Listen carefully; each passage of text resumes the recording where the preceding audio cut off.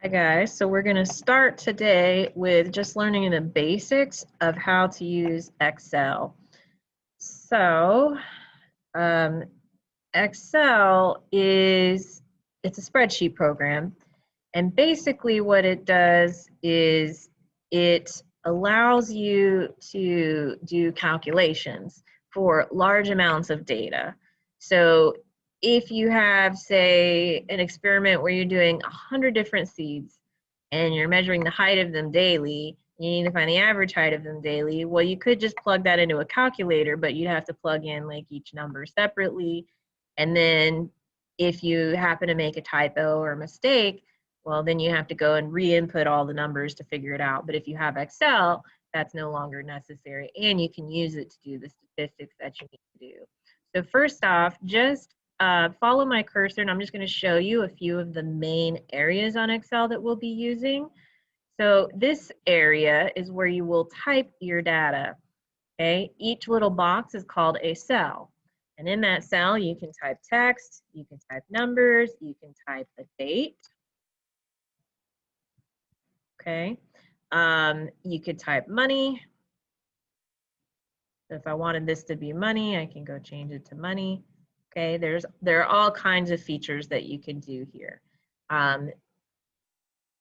If you are unsure about what you put in a cell, say you type something really, really long, but then in the next cell you type something else and you can't see it all now, you can always click the cell, and then up here in the function bar, you can see everything that's in that cell.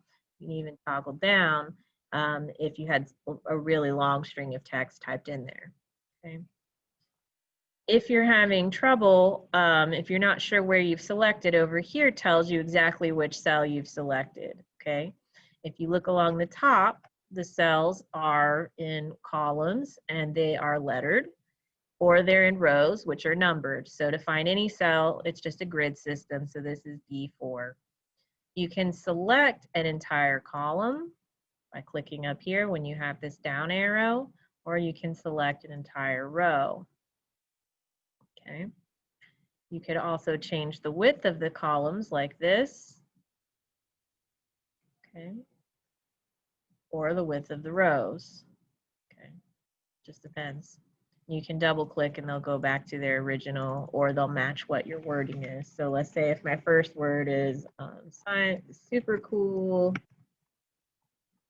science fair project, okay, but then in the next one I want to put my name. This is Blaze. Okay, and then that goes away. So a quick way to resize this is to double click, and then it'll be resized to match my text, and even my name is not exactly there, okay? You can also do many of the features in Excel that you can in Word, as far as like fonts and colors and things like that go. The rule of thumb, though, is usually to do those things at the very end. First input all your data and any labels that you want, and then you can change make it look pretty later.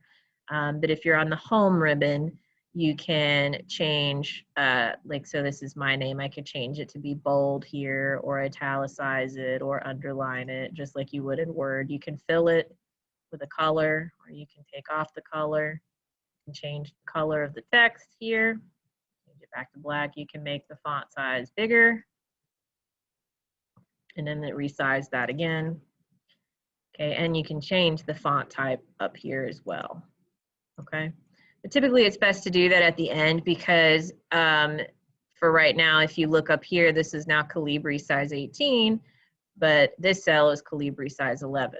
So it's easier to put everything in that you want, select everything, and then change the styling of it. Okay. Another other things you should be familiar with, up here, this is top, center, and bottom align. So I can change my text, if you watch when I toggle it, where it appears in that cell. Not such a big deal right now, but later on when you start making labels for your tables, it may matter to you. And then underneath it, if you hover, you can see this is left, center, or right align. Okay. I usually do both on the center. If I wanted to, you could also merge and center a cell. I'll do more on that later. And you can change some features in here, like if the cell is reading as a text, but you want it to be a number, or if it's not a %, you can change in here. We'll go in a later video more in depth on those. At the top, these are called ribbons, and they show you different menus. So in the insert ribbon, it's a little bit slow. You have a lot of options. This is where we're going to be adding in our charts and graphs later on. You can also insert math symbols or other symbols here, like when we want to add the plus or minus or maybe the degree symbol. Page layout. This one is really only if you're going to be printing. Sometimes you do need to print, although this year's science fair boards are all going to be virtual. So under this ribbon, you can click print and it will print your grid line. So it'll put all these boxes when you print it out on the physical paper, and it's actually showing you now these dotted lines are where the paper is. This is a portrait orientation. You can change that if you'd like to make it landscape, and then that dotted line changes to over here, so you know exactly where you are. If you put this one on print headings, it'll print these letters and these numbers. Usually you don't want those, so always leave that off, but you may want to turn the grid lines on for printing. This next ribbon is for formulas. We are going to use this one a lot. This is how you make Excel turn into a calculator. So for our purposes, once you've done this, they might pop up under the regularly or recently used.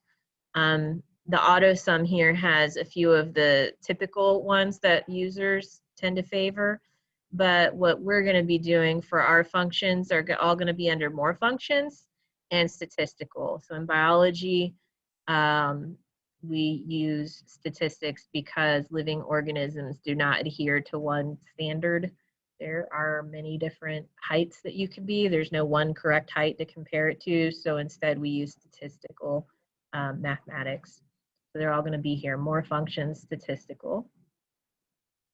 Under the data menu, we're really not going to use this except for this button, data analysis, and I'll show you how in a different video how to turn that on. This is for when you want to use more sophisticated statistical analyses. Okay, so there we go. So when we get to ANOVA and also histograms, those are the two things we'll be using that for. The review ribbon we will not be using, although you could. It has your spell check thesaurus, and I could make comments, or you could make comments on your spreadsheets. And then view is going to change your views. The most common thing we use this one for is to freeze the panes. A lot of times if you have your headings up here, but you need to scroll through pages of data, you can freeze panes, and you could freeze just the top row or just the first column wherever your labels are. And then that way, no matter how far down I scroll, you can see super cool science fair project and displays stay on top, even though like this skips from 1 to 5 here. You can also unfreeze. And then of course the help ribbon, which we don't really use that often. Whoops. Let's go back to home, okay?